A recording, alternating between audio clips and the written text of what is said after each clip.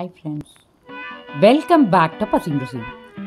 இன்னைக்கு பசிம் ருசியில் அடை மாவில் பணியாரம் செய்ய போகிறோம். அரிசி, பருப்பு, மிளகாய் இதெல்லாம் சேர்த்து செய்யக்கூடிய அடை மாவை பயன்படுத்தி பணியாரம் அருமையாக செய்ய போகிறோம். ஸோ இந்த வீடியோ ஸ்கிப் பண்ணாமல் லாஸ்ட் வரைக்கும் பார்த்து நீங்களும் கண்டிப்பாக ட்ரை பண்ணி பாருங்கள். வாங்க ரெசிபிக்குள்ளே போகலாம்.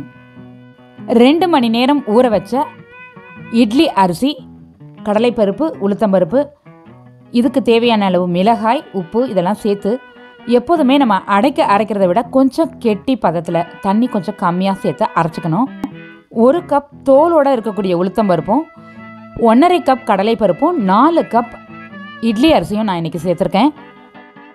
இது கூட நறுக்கின கருவேப்பிலை 4 கொத்து, நறுக்கின சாம்பார் வெங்காயம் 10, 2 ஸ்பூன் தேங்காய் பல், கொஞ்சமாக துருவின இஞ்சி எல்லாம் சேர்த்து மிக்ஸ் பண்ணிக்கலாம். தேங்காய் பல்லாக சேர்த்தா சாப்பிட கஷ்டமாக இருக்கும் அப்படின்னு நீங்கள் ஃபீல் பண்ணிங்கன்னா தேங்காய் துருவல் சேர்த்துக்கலாம். பட் கண்டிப்பாக தேங்காய் சேர்த்தே ஆகணும் இந்த ரெசிபிக்கு.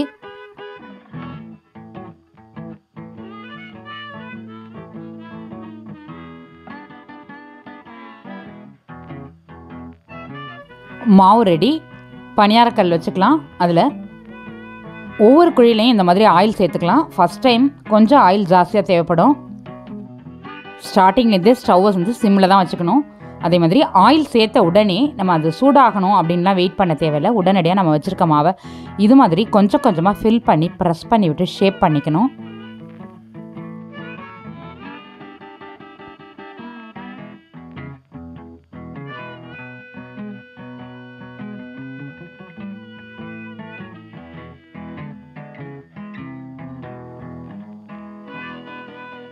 ஒரு சைடு வேகிறதுக்கு 5 நிமிஷம் ஆகும்.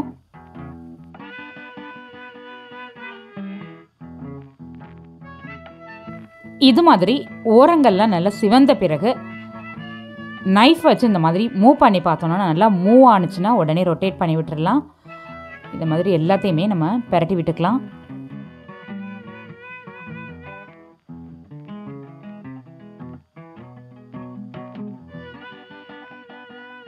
திருப்பி விட்ட பிறகும் ஒரு 3லேருந்து 4 நிமிஷம் வரைக்கும் வேக வச்சுக்கணும். அப்போ தான் மேலே நல்லா கிறிஸ்பாக இருக்கும்.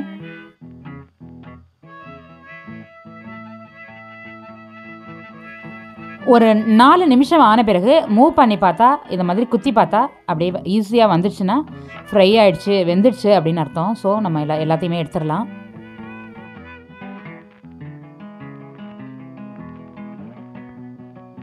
இதே மாதிரி மீதி இருக்கிற மாவையும் நம்ம பணியாரமாக சுட்டு எடுத்துக்கலாம். இந்த ரெசிபிக்கு நான் சொன்ன மெஷர்மெண்ட் தான் நீங்கள் யூஸ் பண்ணணும்னு இல்லை.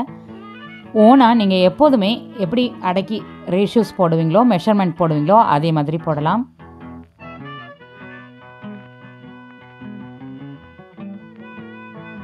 அடை மாவில் செஞ்சாலும் அடை மாதிரி டேஸ்ட் இல்லாமல் டிஃப்ரெண்ட்டாக சூப்பராக பணியாரம் இருக்கும். ஸோ கண்டிப்பாக இதை ட்ரை பண்ணி பாருங்கள்.